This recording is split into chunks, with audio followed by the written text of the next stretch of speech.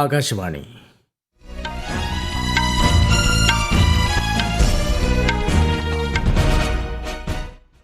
നമസ്കാരം. വാർത്തകൾ വായിക്കുന്നത് ദീപു എസ് എൽ.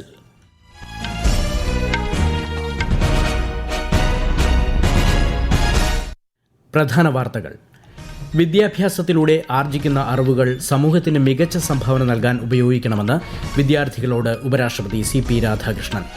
രാജ്യത്തെ ഏറ്റവും വലിയ ഗ്രീൻഫീൽഡ് വിമാനത്താവളങ്ങളിലൊന്നായ നോയിഡ അന്താരാഷ്ട്ര വിമാനത്താവളം പ്രവർത്തനം ആരംഭിച്ചു. പശ്ചിമേഷ്യയിൽ സംഘർഷം രൂക്ഷമായി തുടരുന്നു. ദുബായിൽ US സൈന്യത്തിന്റെ 2 ഒളിത്താവളങ്ങളിൽ ആക്രമണം നടത്തിയതായി ഇറാൻ. ആഗോള വ്യാപാര സംവിധാനത്തിൽ ലോക വ്യാപാര സംഘടന നിർണായക പങ്ക് വഹിക്കുന്നതായി കേന്ദ്ര വാണിജ്യ വ്യവസായ മന്ത്രി പീയൂഷ് ഗോയൽ. സംസ്ഥാനത്ത് നിയമസഭാ തെരഞ്ഞെടുപ്പ് പ്രചാരണ രംഗം സജീവം. പ്രധാനമന്ത്രി നരേന്ദ്രമോദി നാളെ കേരളത്തിലെത്തും.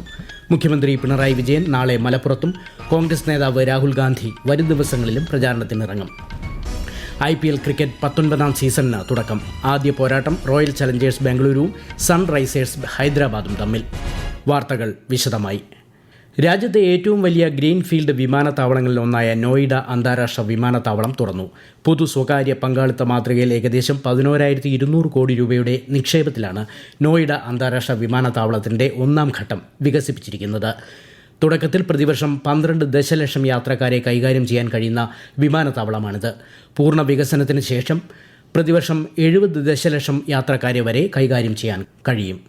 വിദ്യാഭ്യാസത്തിലൂടെ ആർജിക്കുന്ന അറിവുകൾ സമൂഹത്തിന് മികച്ച സംഭാവന നൽകാൻ ഉപയോഗിക്കണമെന്ന് വിദ്യാർത്ഥികളോട് ആഹ്വാനം ചെയ്ത് ഉപരാഷ്ട്രപതി CP രാധാകൃഷ്ണൻ. IIM റാഞ്ചിയുടെ 15ാമത് ബിരുദദാന ചടങ്ങിൽ സംസാരിക്കുകയായിരുന്നു അദ്ദേഹം.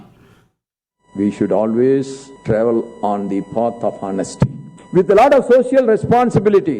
No, I will never reduce my quality of my product so that the consumer will never get cheated. That itself is a great ethics in your life.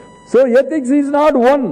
Whatever the good deed you are doing, your ethics get reflected on that work. ഒരു ദിവസത്തെ സന്ദർശനത്തിനായി റാഞ്ചിയിലെത്തിയ ഉപരാഷ്ട്രപതി ഉലിഹാദു ഗ്രാമത്തിൽ ഗോത്ര നേതാവായ ബിർസ മുണ്ടയുടെ ജന്മസ്ഥലം സന്ദർശിക്കുകയും പിൻഗാമികളുമായി സംവദിക്കുകയും ചെയ്തു.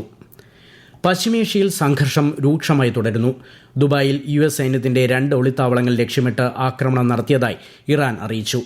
ആക്രമണങ്ങൾക്ക് പിന്നാലെ 500ഓളം US സൈനികർ ഇവിടെ നിന്ന് മാറിയതായും ഇറാൻ ഔദ്യോഗിക മാധ്യമം റിപ്പോർട്ട് ചെയ്തു. അതേസമയം US അധികൃതർ ഇതുവരെ പ്രതികരിച്ചിട്ടില്ല. പ്രധാനമന്ത്രി നരേന്ദ്രമോദി സൗദി അറേബ്യ കിരീടാവകാശിയും പ്രധാനമന്ത്രിയുമായ മുഹമ്മദ് ബിൻ സൽമാൻ രാജകുമാരനുമായി പശ്ചിമേഷ്യയിലെ സ്ഥിതിഗതികൾ ചർച്ച ചെയ്തു. കപ്പൽ ഗതാഗതത്തിനുള്ള സ്വാതന്ത്ര്യം ഉറപ്പാക്കേണ്ടതിൻ്റെയും ഷിപ്പിംഗ് ലൈനുകൾ സുരക്ഷിതമാക്കേണ്ടതിൻ്റെയും പ്രാധാന്യം ഇരുവരും ആവർത്തിച്ചു. പ്രാദേശിക ഊർജ്ജ അടിസ്ഥാന സൗകര്യങ്ങൾക്കെതിരായ ആക്രമണങ്ങളെ അപലപിച്ച പ്രധാനമന്ത്രി സൗദി അറേബ്യയിലെ ഇന്ത്യൻ സമൂഹത്തിന്റെ ക്ഷേമം ഉറപ്പാക്കിയതിന് നന്ദി അറിയിക്കുന്നതായും സമൂഹ മാധ്യമത്തിൽ കുറിച്ചു. ഫ്രാൻസിൽ നടന്ന G7 വിദേശകാര്യമന്ത്രിമാരുടെ യോഗത്തോടനുബന്ധിച്ച് വിദേശകാര്യമന്ത്രി S Jaishankar French president Emmanuel മാക്രോണുമായി കൂടിക്കാഴ്ച നടത്തി. ഫ്രഞ്ച് പ്രസിഡന്റുമായി വിശാലമായ ചർച്ചകൾ നടന്നതായി ശ്രീ ജയശങ്കർ സമൂഹ മാധ്യമത്തിൽ കുറിച്ചു. അമേരിക്കയിലെ Smithsonian national museum of Asian ആർട്ടിൽ സൂക്ഷിച്ചിരുന്ന അതിപുരാതനമായ 3 ഇന്ത്യൻ ശില്പങ്ങൾ ഉടൻ ഇന്ത്യയ്ക്ക് കൈമാറും. ഈ പുരാവസ്തുക്കൾ നിയമവിരുദ്ധമായാണ് ഇന്ത്യയിൽ നിന്ന് കടത്തിയതെന്ന് മ്യൂസിയം അധികൃതർ നടത്തിയ വിശദമായ അന്വേഷണത്തിൽ കണ്ടെത്തിയതിനെ തുടർന്നാണ് നടപടി. ആർക്കിയോളജിക്കൽ സർവേ ഓഫ് ഇന്ത്യയും ഈ കണ്ടെത്തലുകൾ ശരിവച്ചു.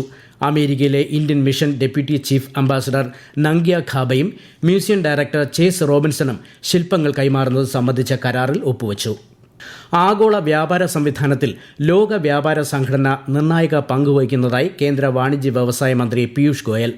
WTOയുടെ പ്രവർത്തനങ്ങൾ മികച്ച രീതിയിൽ തുടരുന്നതിൽ ക്രിയാത്മക സംഭാവനകൾ നൽകാൻ ഇന്ത്യ പ്രതിജ്ഞാബദ്ധമാണെന്നും അദ്ദേഹം പറഞ്ഞു. കാമറൂണിലെ യൗണ്ടയിൽ നടന്ന ലോക വ്യാപാര സംഘടനയുടെ 14ാമത് മന്ത്രിതല സമ്മേളനത്തിൽ സംസാരിക്കുകയായിരുന്നു ശ്രീ പീയൂഷ് ഗോയൽ.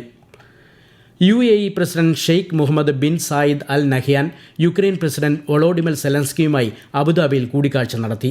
പ്രാദേശിക സുരക്ഷാ സംഭവ വികാസങ്ങളും ആഗോള സ്ഥിരത, സമ്പദ് വ്യവസ്ഥ എന്നിവയിൽ ചെലുത്തുന്ന സ്വാധീനവും സംബന്ധിച്ച് ചർച്ച നടത്തി. ഗൾഫ് രാജ്യങ്ങളിലേക്ക് ഇറാൻ നടത്തുന്ന ആക്രമണങ്ങളെ പ്രസിഡന്റ് സെലൻസ്കി അപലപിച്ചു. സാഹചര്യത്തെ വിവേകത്തോടെയും സംയമനത്തോടെയും നേരിടുന്നെന്നും സ്വയം പ്രതിരോധിക്കാനുള്ള അവകാശമാണ് തങ്ങൾ വിനിയോഗിക്കുന്നതെന്നും UAE പ്രസിഡന്റ് പറഞ്ഞു. ഈ വാർത്തകൾ ആകാശവാണിയിൽ നിന്ന്. ആകാശവാണി വാർത്തകളും വാർത്താ അധിഷ്ഠിത പരിപാടികളും All India Radio news Thiruvananthapuram YouTube ചാനലിലും at All India Radio news Thiruvananthapuram Facebook പേജിലും AIR ന്യൂസ് _ തിരുവനന്തപുരം ഇൻസ്റ്റഗ്രാം അക്കൌണ്ടിലും at AIR news _ TVM X ഹാൻഡിലും ലഭ്യമാണ്. IPL ക്രിക്കറ്റ് 19ാം സീസണിന് തുടക്കം. ബംഗളൂരുവിലെ ചിന്നസ്വാമി സ്റ്റേഡിയത്തിലാണ് മത്സരം. നിലവിലെ ചാമ്പ്യന്മാരായ റോയൽ ചലഞ്ചേഴ്സ് ബംഗളൂരുവും സൺറൈസേഴ്സ് ഹൈദരാബാദുമാണ് ആദ്യ മത്സരത്തിൽ ഏറ്റുമുട്ടുന്നത്. ടോസ് നേടിയ റോയൽ ചലഞ്ചേഴ്സ് ബംഗളൂരു ഫീൽഡിംഗ് തെരഞ്ഞെടുത്തു. പരസ്യപ്രചാരണത്തിന് 10 ദിവസം മാത്രം ശേഷിക്കെ തെരഞ്ഞെടുപ്പ് ചൂടിന്റെ മൂർധന്യത്തിൽ കേരളം. 140 മണ്ഡലങ്ങളിലും പ്രചാരണം ഊർജിതമാക്കുകയാണ് മുന്നണികൾ. വിശദാംശങ്ങളിലേക്ക്.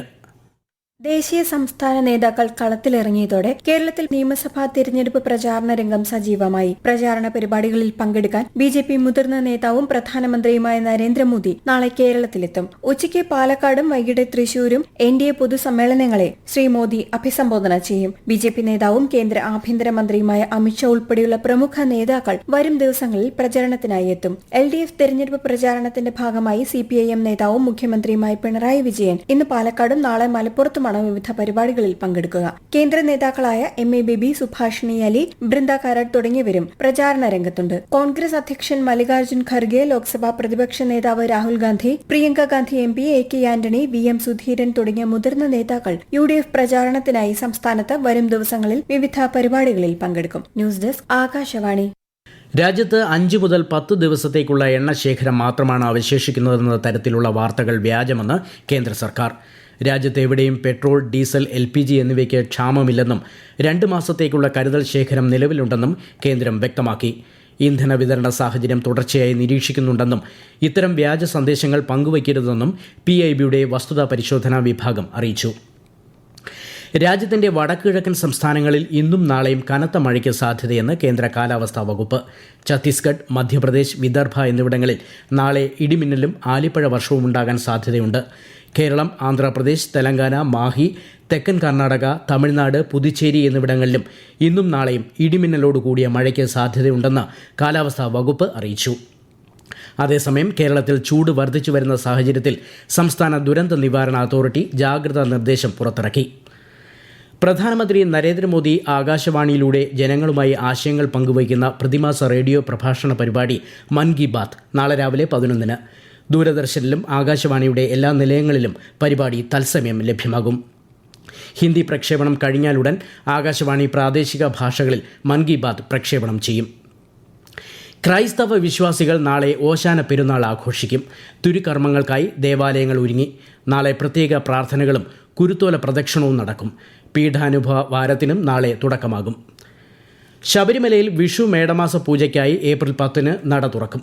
തീർത്ഥാടകർക്ക് വെർച്വൽ ക്യൂ ബുക്കിംഗിലൂടെ ദർശനം നടത്താവുന്നതാണ്. അതിനിടെ ശബരിമല സന്നിധാനത്ത് മികച്ച സൗകര്യങ്ങളോടെയുള്ള താമസ സൗകര്യമുണ്ടെന്ന് കാണിച്ച് തട്ടിപ്പ് നടത്തിയ വ്യാജ ഓൺലൈൻ സൈറ്റുകൾക്കെതിരെ സൈബർ പോലീസ് കേസെടുത്തു. തിരുവിതാംകൂർ ദേവസ്വം ബോർഡിന്റെ ഔദ്യോഗിക സൈറ്റ് വഴി മാത്രമേ മുറി ബുക്ക് ചെയ്യാവൂ എന്ന് ജില്ലാ പോലീസ് മേധാവി അറിയിച്ചു. രാജ്യാന്തര സർവീസുകളിൽ 10% വർധനയുമായി തിരുവനന്തപുരം വിമാനത്താവളം സമ്മർ ഷെഡ്യൂൾ പ്രഖ്യാപിച്ചു. നിലവിലുള്ള 310 പ്രതിവാര രാജ്യാന്തര സർവീസുകൾ 340 ഉയരും.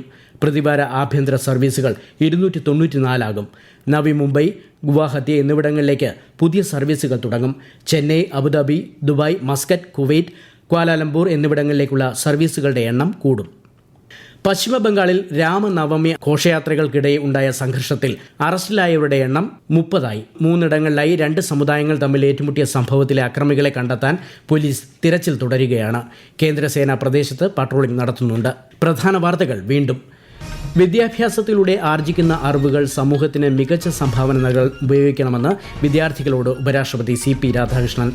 രാജ്യത്തെ ഏറ്റവും വലിയ ഗ്രീൻഫീൽഡ് വിമാനത്താവളങ്ങളിലൊന്നായ നോയിഡ അന്താരാഷ്ട്ര വിമാനത്താവളം പ്രവർത്തനം ആരംഭിച്ചു. പശ്ചിമേഷ്യയിൽ സംഘർഷം രൂക്ഷമായി തുടരുന്നു. ദുബായിൽ US സൈന്യത്തിന്റെ 2 ഒളിത്താവളങ്ങളിൽ ആക്രമണം നടത്തിയതായി ഇറാൻ. ആഗോള വ്യാപാര സംവിധാനത്തിൽ ലോക വ്യാപാര സംഘടന നിർണായക പങ്ക് വഹിക്കുന്നതായി കേന്ദ്ര വാണിജ്യ വ്യവസായ മന്ത്രി പീയൂഷ് ഗോയൽ. സംസ്ഥാനത്ത് നിയമസഭാ തെരഞ്ഞെടുപ്പ് പ്രചാരണ രംഗം സജീവം. പ്രധാനമന്ത്രി നരേന്ദ്രമോദി നാളെ കേരളത്തിലെത്തും. മുഖ്യമന്ത്രി പിണറായി വിജയൻ നാളെ മലപ്പുറത്തും. കോൺഗ്രസ് നേതാവ് രാഹുൽ ഗാന്ധി വരും ദിവസങ്ങളിലും പ്രചാരണത്തിനിറങ്ങും. IPL ക്രിക്കറ്റ് 19ാം സീസണിന് തുടക്കം. ആദ്യ പോരാട്ടം റോയൽ ചലഞ്ചേഴ്സ് ബംഗളൂരുവും സൺറൈസേഴ്സ് ഹൈദരാബാദും തമ്മിൽ. വാർത്തകൾ കഴിഞ്ഞു. അടുത്ത വാർത്താ പ്രക്ഷേപണം രാത്രി 8:35.